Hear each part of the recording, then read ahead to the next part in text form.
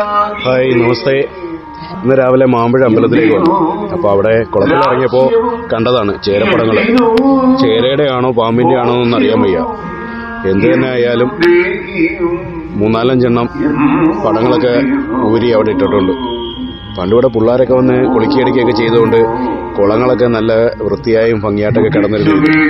ഇന്നിപ്പം ക്ഷേത്രം എല്ലാം കെട്ടിത്തിരിച്ച് ക്ഷേത്രത്തിൻ്റേത് മാത്രമാക്കി മാറ്റിയിട്ടുണ്ട്. ക്ഷേത്രത്തിൻ്റേത് മാത്രമാണ് നേരത്തെ, പക്ഷേ എല്ലാവർക്കും വന്നു ഇറങ്ങിയൊക്കെ പോയതുകൊണ്ട് കുളമൊക്കെ നല്ല വൃത്തിയായിട്ട് കിടന്നിരുന്നത്. ഇപ്പോൾ എല്ലാം കലങ്ങി മറിഞ്ഞ് ചേരപ്പടമൊക്കെ കയറി ഇങ്ങനെ കിടക്കുകയാണ് കാവ്. ഇപ്പം കാവിൻ്റെ കുളം മാത്രമായി മാറിയിട്ടുണ്ട്. കൊള്ളാം, അന്തരീക്ഷങ്ങളും കാര്യങ്ങളും കാവിൻ്റേത് മാത്രമായി മാറിയപ്പോഴൊക്കെ കാണാൻ നല്ല ഭംഗിയുണ്ട്.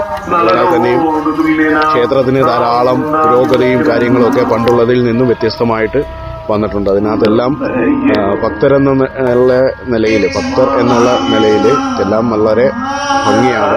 ക്ഷേത്രത്തിലെ പുരോഗതി ഉണ്ടാകുന്നത് പോലെ ഭക്തജനങ്ങൾക്കും പുരോഗതിയും ഐശ്വര്യങ്ങളും സമ്പൽ സമൃദ്ധിയൊക്കെ ഉണ്ടാകട്ടെ എന്ന് ഞാനും പ്രാർത്ഥിക്കുന്നു. അപ്പോൾ വീഡിയോ കണ്ട എല്ലാവർക്കും നന്ദി, നമസ്കാരം.